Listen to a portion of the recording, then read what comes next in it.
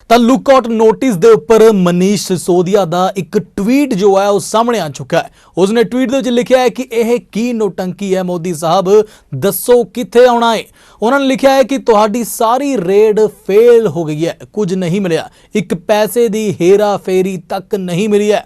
ਉਹਨਾਂ ਨੇ ਇਹ ਵੀ ਕਿਹਾ ਹੈ ਕਿ ਵਿਦੇਸ਼ ਨਹੀਂ ਜਾ ਸਕਣਗੇ 13 ਹੋਰ ਅਤੇ ਮਨੀਸ਼ ਸਿਸੋਦੀਆ, ਪਰ ਨਾਲ ਦੀ ਨਾਲ ਵੱਡੇ ਅਤੇ ਤਿੱਖੇ ਸਵਾਲ ਵੀ ਖੜੇ ਕਰ ਦਿੱਤੇ ਨੇ ਭਾਜਪਾ ਸਰਕਾਰ ਦੇ ਉੱਪਰ। ਸਤਿ ਸ਼੍ਰੀ ਅਕਾਲ ਜੀ, ਮੈਂ ਇਮਤਿਆਜ਼ ਬਰਾੜ ਅਤੇ ਤੁਸੀਂ ਵੇਖ ਰਹੇ ਹੋ ਚੜ੍ਹਦੀ ਕਲਾ ਟਾਈਮ ਟੀਵੀ। ਦਿੱਲੀ ਆਬਕਾਰੀ ਨੀਤੀ ਮਾਮਲੇ ਦੇ ਵਿੱਚ ਉਪ ਮੁੱਖ ਮੰਤਰੀ ਮਨੀਸ਼ ਸਿਸੋਦੀਆ ਦੀਆਂ ਮੁਸ਼ਕਲਾਂ ਹੋਰ ਵੱਧ ਸਕਦੀਆਂ ਨੇ। ਦਰਅਸਲ ਸੀਬੀਆਈ ਦੇ ਵੱਲੋਂ ਮਨੀਸ਼ ਸਿਸੋਦੀਆ ਅਤੇ 13 ਹੋਰਨਾਂ ਦੇ ਖਿਲਾਫ ਲੁੱਕ ਆਊਟ ਨੋਟਿਸ ਜਾਰੀ ਕਰ ਦਿੱਤਾ ਗਿਆ ਹੈ। ਇਹਨਾਂ ਸਾਰਿਆਂ ਦਾ ਨਾਮ ਸੀਬੀਆਈ ਦੇ ਵੱਲੋਂ ਦਰਜ FIR ਦੇ ਵਿੱਚ ਸ਼ਾਮਲ ਹੈ ਅਤੇ ਅਜਿਹੇ ਦੇ ਵਿੱਚ ਇਹ ਸਾਰੇ ਵਿਦੇਸ਼ ਨਹੀਂ ਜਾ ਸਕਣਗੇ। ਇਸ ਦਰਮਿਆਨ ਲੁੱਕ ਆਊਟ ਨੋਟਿਸ ਜਾਰੀ ਹੋਣ ਨੂੰ ਲੈ ਕੇ ਮਨੀਸ਼ ਸਿਸੋਦੀਆ ਨੇ ਤਿੱਖੀ प्रतिक्रिया जाहिर कर दी है। सिसोदिया ने ट्वीट किया है, तुहाडी सारी रेड फेल हो गई है, कुछ नहीं मिलिया, एक पैसे तक दी हेरा फेरी नहीं मिली है। हुण तुसी लुकआउट नोटिस जारी कर दिता है कि मनीष सिसोदिया मिल नहीं रहा। यह की नौटंकी है मोदी साहब? मैं खुलेआम दिल्ली दे विच घुम रहा हाँ, दसो कित्थे आउणा है, तुहानू मैं मिल नहीं रहा जां फिर तुसी मैनू मिलना नहीं चाहुंदे। इस तो इलावा उन्हां दे वल्लों होर की कहा गया है, जरा तुसी भी सुनो। सच ये है कि मुद्दा शराब का घोटाला है ही नहीं।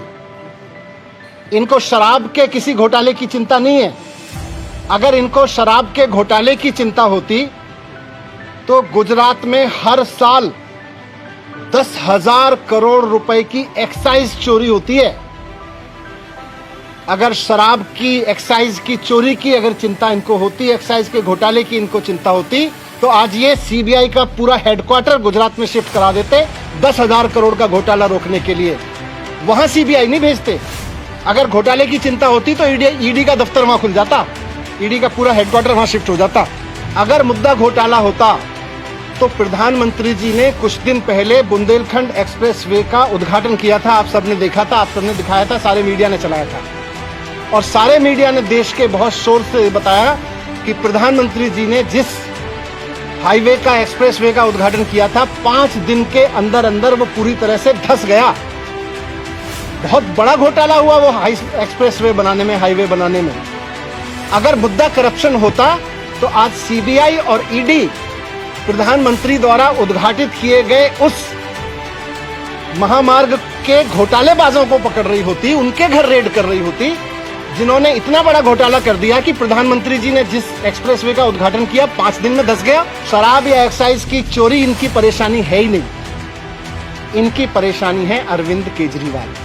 दस दिए कि शुक्रवार ਨੂੰ ਸੀਬੀਆਈ ਨੇ ਆਬਕਾਰੀ ਨੀਤੀ ਮਾਮਲੇ ਦੇ ਵਿੱਚ ਮਨੀਸ਼ ਸਿਸੋਦੀਆ ਦੀ ਰਿਹਾਇਸ਼ ਸਮੇਤ 30 ਥਾਵਾਂ ਦੇ ਉੱਪਰ ਛਾਪੇ ਮਾਰੇ ਸੀ। ਜਾਂਚ ਏਜੰਸੀ ਨੇ ਦਾਅਵਾ ਕੀਤਾ ਹੈ ਕਿ ਸਿਸੋਦੀਆ ਦੇ ਨੇੜਲੇ ਸਹਿਯੋਗੀ ਦੀ ਕੰਪਨੀ ਨੂੰ ਕਥਿਤ ਰੂਪ ਦੇ ਨਾਲ 1 ਕਰੋੜ ਰੁਪਏ ਦਾ ਭੁਗਤਾਨ ਕੀਤਾ ਗਿਆ ਹੈ। ਅਧਿਕਾਰੀਆਂ ਨੇ ਦੱਸਿਆ ਸੀ ਕਿ ਛਾਪੇ ਦੇ ਦੌਰਾਨ ਅਪਰਾਧ ਦੇ ਨਾਲ ਸੰਬੰਧਿਤ ਕਈ ਦਸਤਾਵੇਜ਼, ਸਮੱਗਰੀਆਂ ਅਤੇ ਡਿਜੀਟਲ ਰਿਕਾਰਡ ਬਰਾਮਦ ਕੀਤੇ ਗਏ ਨੇ। ਦੱਸ ਦਈਏ ਕਿ ਬੀਤੇ ਸਾਲ ਨਵੰਬਰ ਮਹੀਨੇ ਦੇ ਵਿੱਚ ਦਿੱਲੀ ਆਬਕਾਰੀ ਨੀਤੀ ਬਣਾਉਣ ਅਤੇ ਉਸਦੇ लागू होने च बेनियमियां नूं लैके सीबीआई ने एक FIR दर्ज की सी। उत्थे ही दिल्ली सरकार ने बीते महीने इस नीति नूं खत्म कर दिता है। इस तो बाद दिल्ली के उप राज्यपाल VK सक्सेना ने इस मामले की सीबीआई जांच की सिफारिश भी की सी।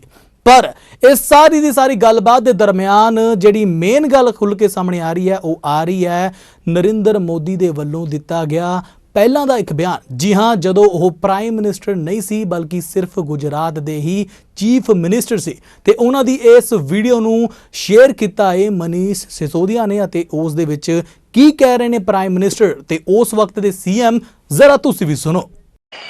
ये सीबीआई का राजनीतिकरण, ये सीबीआई का दुरुपयोग, निर्दोष लोगों को परेशान करने के लिए सीबीआई का अनाप शनाप कारनामे जो चलाए जा रहे हैं, वो कभी न कभी तो आपको हिंदुस्तान की जनता को जवाब देना पड़ेगा। और अपने राजनीतिक आकाओं को खुश करने के लिए सीबीआई के जो लोग उनके हथियार बन रहे हैं और गुजरात सरकार के हमारे अफसरों को परेशान करने में लगे हैं, हमारे मंत्रियों को जेल में डालने के षड्यंत्र कर रहे हैं, उन सबको मैं चेतावनी देता हूं कि लोकतंत्र की मर्यादाओं में आप उचित कार्यवाही नहीं कर रहे। ਤਾਂ ਇਸ ਪੂਰੀ ਦੀ ਪੂਰੀ ਗੱਲਬਾਤ ਨੂੰ ਸੁਣਨ ਵੇਖਣ ਅਤੇ ਸਮਝਣ ਤੋਂ ਬਾਅਦ ਤੁਸੀਂ ਇਸ ਸਾਰੀ ਦੀ ਸਾਰੀ ਗੱਲਬਾਤ ਦੇ ਬਾਰੇ ਵਿੱਚ ਕੀ ਕਹਿਣਾ ਚਾਹੋਗੇ ਕਮੈਂਟ ਸੈਕਸ਼ਨ ਦੇ ਵਿੱਚ ਜਾ ਕੇ ਆਪਣੀ ਰਾਏ ਸਾਂਝੀ ਕਰਨਾ ਬਿਲਕੁਲ ਵੀ ਨਾ ਭੁੱਲਣਾ ਤੇ ਇਸੇ ਦੇ ਨਾਲ ਹੀ ਇਮਤਿਆਜ਼ ਬਰਾੜ ਨੂੰ ਦਿਓ ਇਜਾਜ਼ਤ। ਸਤਿ ਸ਼੍ਰੀ ਅਕਾਲ।